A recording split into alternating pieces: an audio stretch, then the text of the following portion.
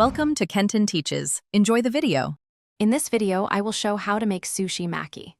Rinse your sushi rice until the water runs clear, then cook it using the proper rice to water ratio and let it cool slightly.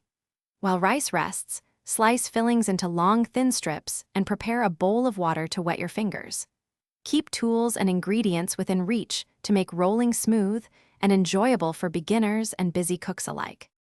Start by placing a nori sheet on the bamboo mat and wet your hands to prevent sticking. Spread an even rice layer, leaving a 1-inch border at the far edge, then add fillings in a neat line close to the bottom.